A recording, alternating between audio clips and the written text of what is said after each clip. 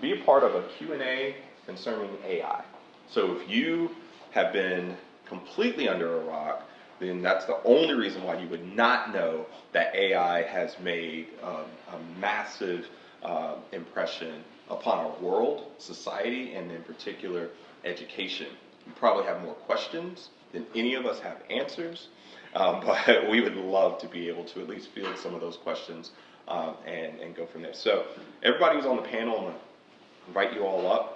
First of all, I will introduce myself. My name is Dee Lanier. I am one of the Samsung education coaches.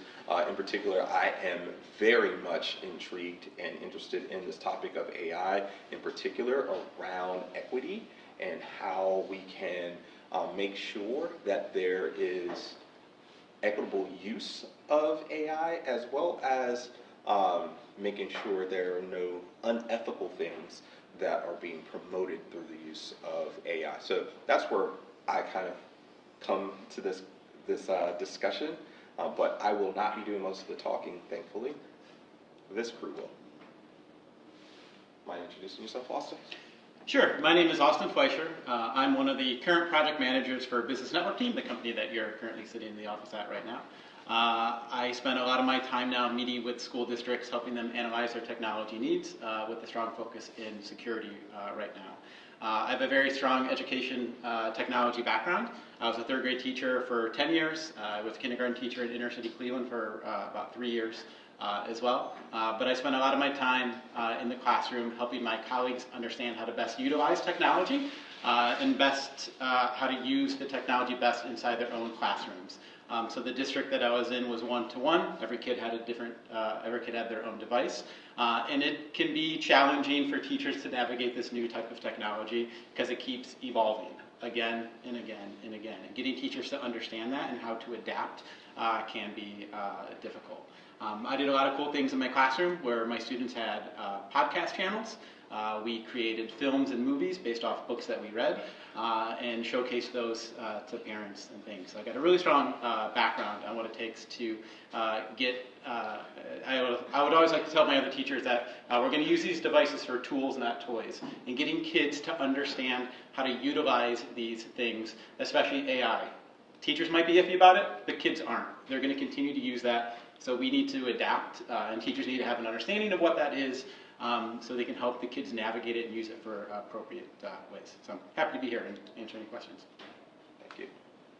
Hi, my name is Rachel Swanson. I'm a Samsung education coach. I work with Dee on the same team. So excited to be here with all of you. I taught in Chicago Public Schools for 10 years and then went on to be working in instructional technology and around AI.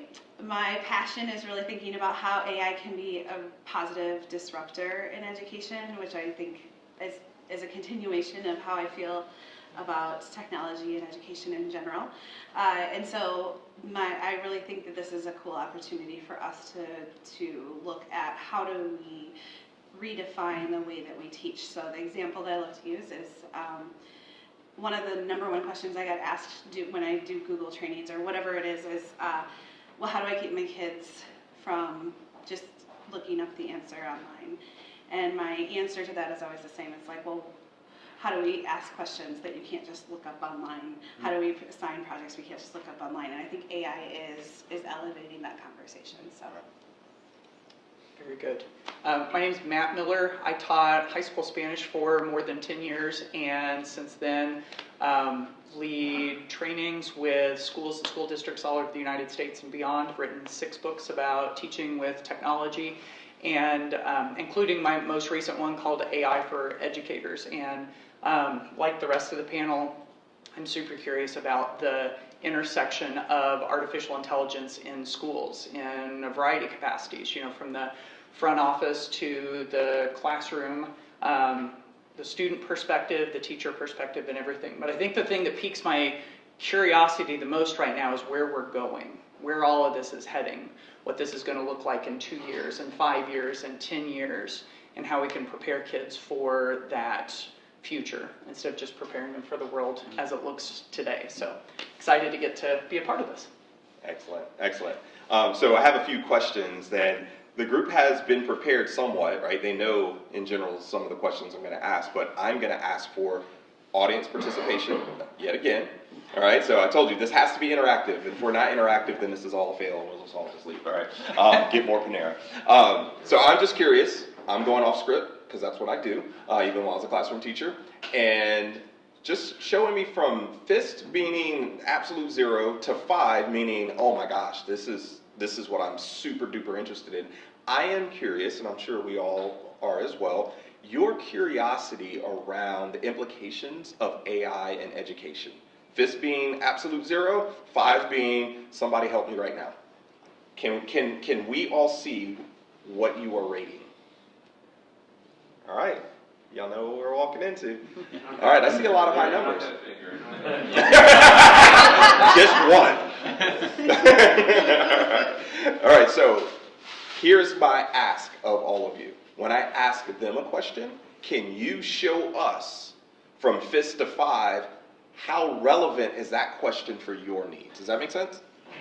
All right, so first question. No. I am curious. Anyone on the panel can take this, and probably when I ask these questions, we'll maybe limit it to 1 or 2 people per question. So if you're like, I'll step back on this one, but the next one, that means you're on, all right? All right, so I mentioned that I'm very interested in some of the both ethical and equitable implications of AI. Let's start with ethics, right? So we'll just say that, right? That ethical implications of AI in the classroom. What do you think? Ooh, all right, we got a 5. Got a couple 5s. We got a few 5s. Who wants to take it? I'll definitely start there. And like the 5s that we just saw across the room, I think whenever I work with teachers in schools, this is one of the big questions. You know, we've got lots of folks in the educational setting that want to get things right for kids, and we want to do right by kids. The hard thing about this point in time right now is that a lot of us don't know what that looks like. And so we're kind of in this position where we're trying to make sense of all this, right? And so the ethical side of things is a big part of it. And one of the first questions I always seem to hear from educators, from the classroom, you know, up to the office, school leaders and everything, has to do with academic integrity. You know, everybody's trying to figure out, I think the word that always comes out of their mouths is cheating. Mm-hmm. They say, I don't want kids to cheat. I don't want them to, well, what I think we're really talking about is that we're afraid that students aren't going to think, and that they aren't going to develop skills, and that they aren't going to become, you know, the best versions of themselves. And so I think there's this thought that because AI exists, and because kids can use it to do some of the work that we want them to do, we just assume that they're going to do that. And if we continue down that path of thinking, we start to think, well, if that's what AI does, then I don't like it. And I don't want to have anything to do with it. And so there's this sort of ethical discussion going on right now of how much is too much, or maybe what way of using AI is responsible and appropriate and what isn't. And the hard part about that is that's a moving target, and it's a different target for everybody based on the context that we're teaching in, right? Like, what class are we teaching? What grade of kids are we teaching? What about the area that we're in and everything? But I think the more that we learn about this, we start to see how it can be a tool that we can use to be like a thought partner, to help us think more deeply, to help us ask better questions, to give us different ideas that we can go run with. I've got a friend who works in schools too, and she was talking to a student who said, I don't want to use AI to do the thinking for me. I want AI to help me think more deeply. Mm-hmm. And see, I think that's the direction that we all want to go. And so in that ethical discussion of how much is too much and what's responsible and what's appropriate, I think one of our best tools to get this right by kids is to talk to people a lot. is to try things and then to discuss freely, right? And I don't know about you, but I really think the education community is excellent at this. We're all really good at collaborating with each other, bouncing ideas off of each other. So I always encourage teachers to try things and then figure out what they like about it, and then to share it as widely as possible, from the person right next door to the person in the other school, to another school district, in a conference, on social media, wherever. And I think that's where we start to make sense of this. If we can do that at scale, where we're trying to, we're doing our part, but then we're also tapping into the network, I think that's how we get solutions to those ethical questions a little faster. That's good. And that's why I think it's crucial for educators today to understand this and to teach kids how to use it appropriately. They're going to use it no matter what. And that's why I always felt it's my job when I was inside the classroom of teaching these kids. They're going to use their iPad, right? Well, why don't I show them how to use the iPad for appropriate things? So they're not going on and playing a math game. They're going on and creating the math game. Kids are going to use AI. They're 100% they're going to do it. It is our job as educators is to guide them down the right path of using it. But that can be tricky to do as well. Yeah. I'm going to go against my own word because I think this is an important enough question to get all three voices on this. Rachel, did you want to add to this? I was like, oh, I'm going to be talking about equity in education. Yeah, you are. Education. Yeah, I think fundamentally, I think there's a question of what is the purpose of education, and I often think of this as far as, are we teaching students to do convergent thinking or divergent thinking? And when I think about convergent thinking, there's one right answer. There's one way to do things. Here's my macaroni noodle picture that I created, now you copy it, right? Versus divergent thinking. And this is where I think the ethics comes in, because when we're doing divergent thinking, then AI is the tool, it's not the answer. So it's not about, hey, here's the paper you're going to write about To Kill a Mockingbird. It's about, hey, AI can do that for us, and really well, actually. It's about what's the intersection of, what are the modern day implications of To Kill a Mockingbird? What does it mean now versus then? And, I think that we can start to get into really interesting conversations. And so I think the ethics question really is right alongside a fundamental understanding of how do we teach. Yeah, good, great stuff. I used to teach high school business, and in my business class, we would have to discuss ethical questioning. And so every individual, as well as every corporation, should ask 3 questions as it relates to ethics. Is something ethical? Well, how do you know? Is it against the law? What if someone did this to me? And am I sacrificing the long term for the short term gain? And so if you have a dialogue with students about the use of AI and constantly questioning, right, to the point they are using it already, hey, is this something that we're actually potentially breaking a law? Are we contributing to the breaking of laws? Oh, it's not. Okay, so does that make it fair game? No. Because what if someone did this to you? What if someone did this with your image? What if someone did this with your voice, with your words, right? We can have deeper discussions with our kids, and it'd be much more divergent versus just, there's one right way, this is the way to do it, and don't do that, meaning AI, because then that's just going to give you the shortcut to the answer that I've already predicted for you to have. Right, so I think this is a good disruption. Can I just add one tiny thing to that? The whole ethics side of this, I think I talked earlier about the importance of preparing kids for the future, right? Where this is heading, where this is going. I think if we can have some of those little ethical conversations within the context of whatever the lesson of the day is, whatever our content is, if kids get used to having these ethical conversations every once in a while, as they get older, some of them might go into computer science fields where they're deciding on how AI is developed. Some of them might go into business fields that are deploying AI. And if we've already been having some of these ethical conversations, kids are kind of used to that. They've been flexing that muscle already a little bit. So I think that's one tiny little thing that we can do in the day-to-day course of class to help prepare kids for this future that we just can't envision yet. Excellent, excellent. All right, so what I'm going to attempt to do is a little bit of altering, going back and forth between something that could maybe seem like it's leaning on the negative side and then bringing it back to something that's leaning more on the positive side and kind of going back and forth. Because I think that mostly the things that we are scared about AI are all of the unknowns around AI. But there's also some really cool stuff that we can at least imagine or dream, and maybe some of you have already seen in action. For instance, my old principal, she's not old, that came out wrong. Don't anyone ever say that. Right? My former principal, she had this huge vision of making sure that we could really bring in personalized learning and instruction, right? That we could somehow individually assess what all individual students had in terms of strengths and what some gaps were, and that we could make accommodations in order to fill those needs for every single student. And until AI kind of came into the picture, that felt a little bit like a dream. Mm-hmm. So I'm curious from your perspectives, how do you envision potentially AI being used for good for personalized learning? Mm-hmm. And I'm looking to see if this is interesting to anyone. Fist to 5. All right.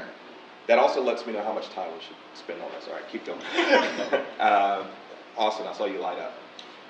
Yeah, I was real big when I was in the classroom of making sure every kid had different tools that work best for them. And there's a lot of them. So getting the kids to find that thing that works for them is key. AI could definitely be one of those things for certain kids to be able to use inside of the classroom to help them learn. So for me, I was real big on, hey, we're going to learn multiplication today. This kid might make a stop motion video about multiplication facts. This kid might like flashcards. Well, this kid might want to use AI to create something in that capacity. So allowing them different choices of what they can do to learn that skill that they're trying to do. And AI is a real big one in order to do that, even at the elementary level for them to be able to do. So for me, AI is another tool that allows these kids to get the goal that they're trying to get. So I like that. Austin's perspective of seeing AI as one of several digital tools that a student can choose to use.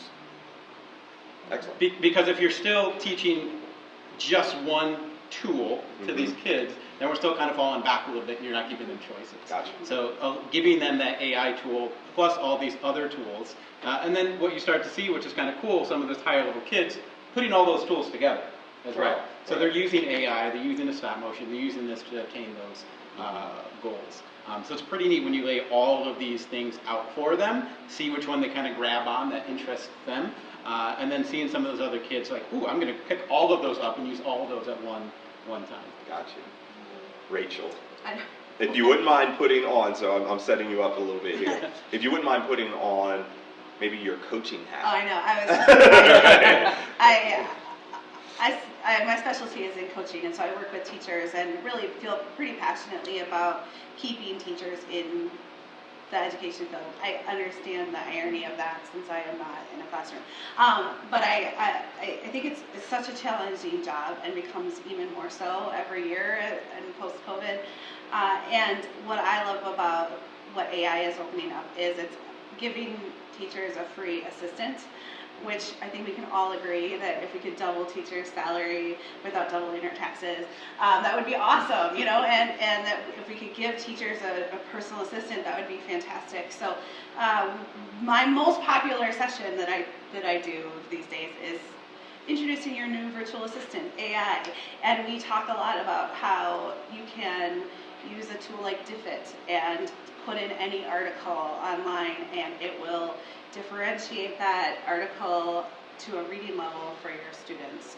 Or a tool like Magic School, which it can create everything from rubrics to IEPs to, they have even like a AI resistant prompt generator. So there's all of these tools that are ready made, and generally the response when I talk with teachers about these tools is like somewhere between like almost anger that this has been a thing for so long and people didn't know about it, this opportunity to save so much time. They're like, I spent months, all the way to absolute glee, like people, you know, just so excited. So I think the work of teaching is endless. And the idea of being able to give teachers a break from some of the tasks is pretty exciting to me. Matt, I'm going to slightly modify the question for you. Okay. All right. So it's in the same vein, and if you want to show me by audience, fist to five, of how relevant this feels for you. But my curiosity is around how could you see AI being used for assessing as well as enhancing teacher practice? Assessing as well as enhancing teacher practice. Yeah. Okay, so we've already touched a little bit on how it can enhance. Rachel was just talking about some of the tools that are out there. You mentioned Magic School. It's got more than 40 little custom program chatbots that will help you, create a variety of different things. I've seen lots of teachers using our AI assistants, those large language models like ChatGPT, Microsoft Copilot, and so on and so forth, to ask a variety of questions. It's almost like having a sort of a master teacher in your pocket, right? That you can just kind of pull out and ask questions to, because in that data set, in that great big data set, there's all sorts of information about best practices for teaching. So I think as far as enhancing it, I think that can definitely help. As far as assessing it, as far as assessing teacher practice, I mean, there's the ability to use AI models to to sort of like analyze data, because we've seen, I mean, in our schools and our school districts and everything, how many times have we had a folder or a binder of data dropped on our desk, and we're like, okay, you need to make sense of this. We need to do better. This is going to help you, and you're like, what am I supposed to do with this, right? But the ability to look at that data, now that we have AI models that can take that data and can crunch that data and find patterns that are a little harder for us and our human brains to be able to see. And even to look at those patterns and to make suggestions. Sometimes those are things that we can use to kind of steer the ship. Now, I will throw a caveat into this. Let's go. Whenever we use AI to crunch the numbers and make suggestions, we're giving it power, right? And that's something that we've got to be careful of, because, as we've alluded to a little bit before, and we might discuss a little bit more, AI has tendencies. It has biases baked into it. It sort of favors certain perspectives and everything. It also doesn't have the same human experience that we do. It doesn't have the love of the students in your classroom that you do. There's a lot of things that AI doesn't have. And when we start to take the human out of the loop, so to speak, when the AI is helping us make decisions, it's making suggestions, and we're like, oh yeah, just go with that. When we stop thinking, that's when dangers start to creep in a little bit. So I like it for informing a lot of these things, but I think maybe one of our most important characteristics is the human brain and the human heart. We can't get rid of that. Yeah, excellent. I'm thinking about some of the work that Rachel and I used to work together on a coaching project, and part of that project was helping teachers see what they do in their practice that sometimes they didn't even know that they were doing. Mm-hmm. For instance, maybe I have been favoring this side of the room in all of my eye contact, and it takes someone else to tell me, hey, do you realize you do that? So what are some ideas and what are some things that I could do? What are some strategies I could employ in order to avoid favoring one side of the room, a certain demographic within the room, what have you? I could see how AI could also give additional ideas, right? Instead of me having to only rely upon my own experience, my own knowledge, and my own awareness, right?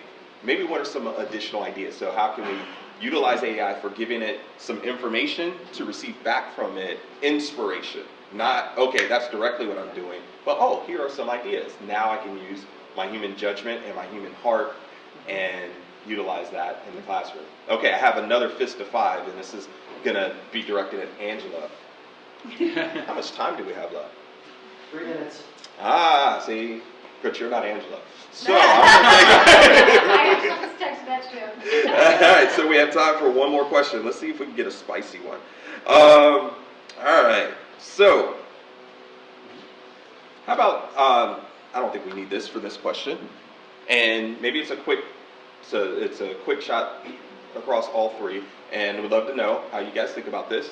I'm just curious, what are some ways in which you've seen, that you've already seen in current practice, AI being used effectively or in a way that's fascinating or helpful or something along those lines? If you have one story to tell, ooh, okay, all right, we got some. All right, let's go. I can start. I think one of the easiest ways that I've seen teachers start to deploy this is just as an extra voice in the classroom. So you take one of those AI assistants like ChatGPT, you put it up on your interactive display, and so it's up there in front of the students. And now, if we need to ask a follow-up question, we have that extra perspective. The thing is that a lot of these large language models can take the perspective of somebody else. So for instance, if you want an opposing viewpoint to what we've already been talking about, it can provide that. It's almost like your debate partner, right? So you can use it for that. You can use it to speak for historical characters or characters in movies or characters in books. If you just got done reading a novel and there's enough information in the AI model's data set about that book, it can speak for that character. And so you might ask that character, well, what if so-and-so had done something different at the end of the book? How would it have turned out differently? And just see what it comes up with. Of course, with that, you have to take all of that with a grain of salt. But actually, I think that's kind of great because it leads to critical thinking conversations with students. You look at those responses and you go, hey, does this look like something they would actually say? Excellent. Good stuff. Rachel. One of my favorite people doing AI in classes is Donnie Piery. He's the Kentucky Teacher of the Year a couple of years back and has great resources. Look him up. It's worth following him. He does some really cool things with his fourth grade students. One of the ones that he started with was he asked a question and all of his students answered that question, and he asked ChatGPT to answer the question, and then he just showed all the responses. He had the students predict how they would know which ones were ChatGPT. And initially the students said things like, oh, well, there's going to be more mistakes. It's going to be, and over time they started to have a really interesting conversation of like, oh, actually, no, like they're legit answers to these questions, and it started to change the perception. I think that's just a really age-appropriate example. Mm-hmm. But he does all sorts of cool things, like he puts a picture up, and the students have to guess what the prompt was to create that image. So you start to get into what are good questions to ask. How might we improve upon that question to make it make ChatGPT answer just slightly differently? And I think just in general, I think it's a really interesting, and he does things like tell the story of Hunger Games, but make it a dystopian, or it's dystopian. Make it a Victorian kind of story, right? Or a soap opera. That was one I really liked. Yeah. Exactly, and I mean the kids love it, and it's a really interesting way. And I think we're in such an interesting time of almost post-fact, so you have to get to critical thinking, and that's where I think we start to find some of those answers to these ethical and equitable questions. Is how do we really drill in this idea of when I'm presented with information, I can be a critical consumer of that information. Yeah, I think for me, talking to a lot of former colleagues in education, and this might sound silly, but going to what Rachel said, creating questions is very difficult as educators. You're creating lots of questions for kids to answer on a daily basis. And me as a third grade teacher, even trying to create simple multiplication questions like Billy picked up 4 marbles and then he had a group of 12. Well, after a few months of doing that, you run out of ideas. And names and objects and things. But from the teacher's perspective, and again, I'm always big on if you get the teacher to use AI, then they're open to it, which will then translate into them getting more in tune with the kids using it. But from the teacher's perspective, them being able to go in and say, I need 10 multiplication questions. I want it to be Taylor Swift involved, and I want it to be with these numbers. And you click a button, and that's created. When I was in the classroom 10 years ago, what we did is we went to Teachers Pay Teachers, and we typed in Taylor Swift multiplication questions. I didn't have time to go make it. So I paid $3.99 for 10 questions that I had to print out and do all of these things. Well, now AI, I can just go and type a couple buttons and it's going to create those questions for me. And I can gear that towards exactly what I'm doing in the classroom, but also gear it towards student interest. So from the teacher side of it, being able to create those questions is huge for them and saves them money. Absolutely. So if I would wrap, I would just say some of the things that I've seen and I love is the ability to make lessons and instructions culturally relevant by asking AI for alternate examples, right? Also doing things, simplifying things, right? Saying, I would like to turn this 7-point rubric into a single point rubric. Yeah. And can you put it on a 3rd grade reading level, right? So how frequently are things like rubrics really created for admin, and we want to put them in front of students for them to self-evaluate, but they don't understand the language, they don't understand the tool, so we can actually use something that can simplify some of those things that are hyper complex and make them simpler for students. So that's my one little anecdote. I know we are out of time as it pertains to this discussion. Thank you so much. If this has been helpful for you, you can put 2 5s in the air and you put them together. So thank you.